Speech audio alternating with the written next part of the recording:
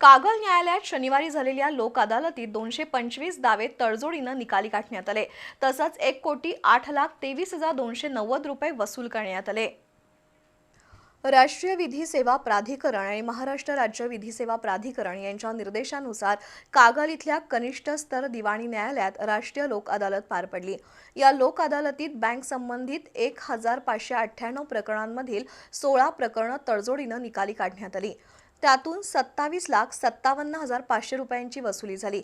तसंच ग्रामपंचायत, महावितरण आणि BSNLशी संबंधित 642 प्रकरणांमधील 96 प्रकरणं तडजोडीनं निकाली काढण्यात आली.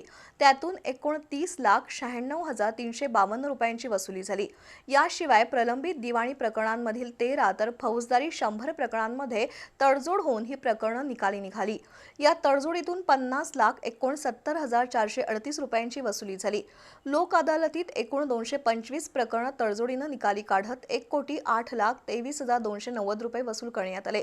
यामध्ये सहदिवाणी न्यायाधीश प्रणिता S. पाटील यांनी पॅनेल प्रमुख म्हणून काम पाहिलं, तर ॲडव्होकेट करिश्मा पठाण यांनी पॅनेल सदस्य म्हणून सहभाग घेतला. यावेळी दिवाणी न्यायाधीश अजित मडके, कागल वकील बार असोसिएशनचे सचिव ॲडव्होकेट AB सांगावकर, सरकारी वकील प्रांजली पांढरे, संज्योती महामुलकर, सहाय्यक अधीक्षक प्रशांत पाटील, न्यायालयीन कर्मचारी वैभव कांबळे, संदीप भालेकर, मयूर खोत, रामचंद्र चौगुले, मुरली कारंडे, अश्विनी मिरजकर, संदीप कांबळे, विशाल महाडिक, प्राजक्ता पाटील, तुषार चौगुले उपस्थित होते.